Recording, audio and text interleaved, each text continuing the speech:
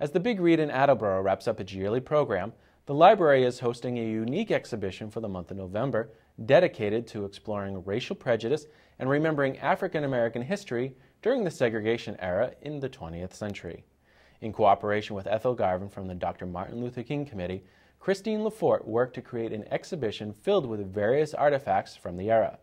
We spoke with Ms. Lefort to find out more about the exhibition.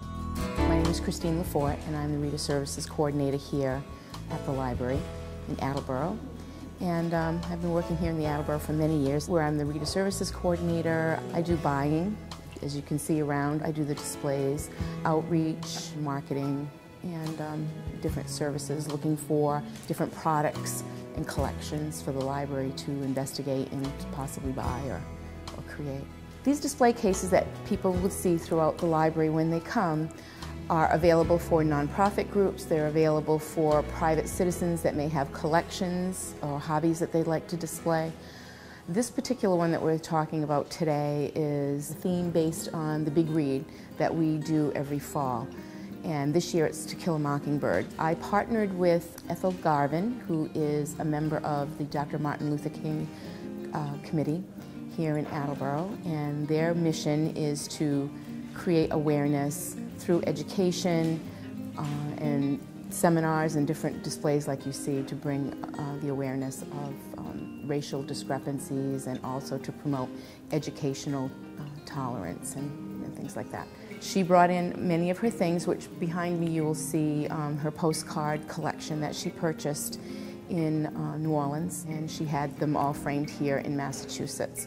The dolls that you see behind me come from the Gertrude Sweet collection, and Gertrude Sweet was the wife of the first mayor here in Attleboro, and her collection was donated to the library in the 1940s, which we have upstairs in storage, and every once in a while, you know, I'll pull some of them out to do different displays with.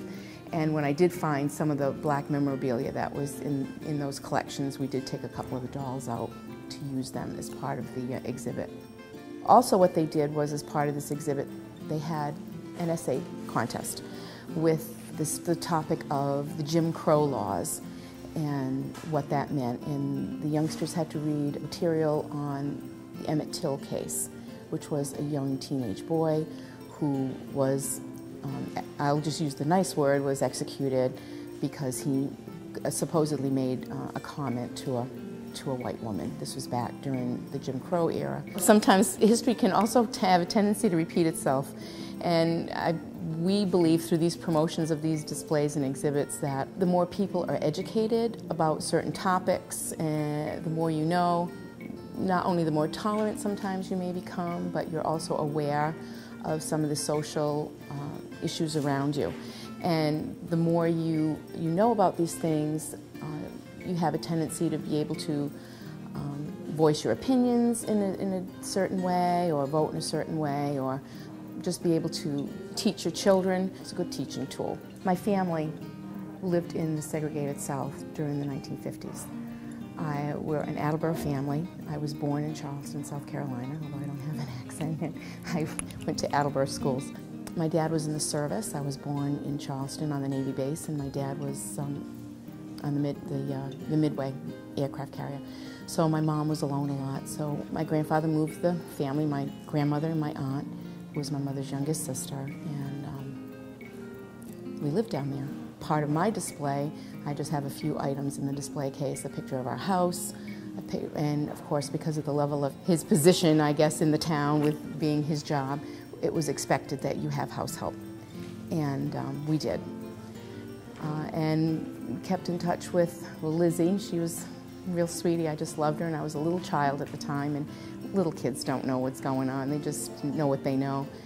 And we did develop a very good relationship through the rest of our years. My grandparents, when they came back north, and that was kind of difficult too, because here we were an Italian Catholic family going down south at that time, so it's not like, you know, I'm sure they weren't probably embraced quite so well either.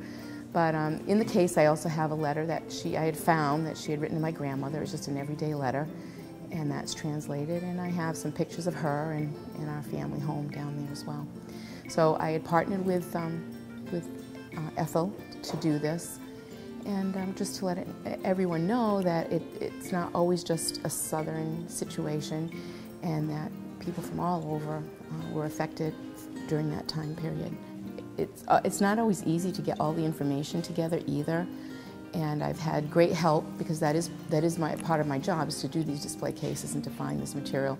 We've had some great patrons who have, brought up some great ideas, or they've said, "Oh, you're doing this, I have this at home, well come on, bring it in."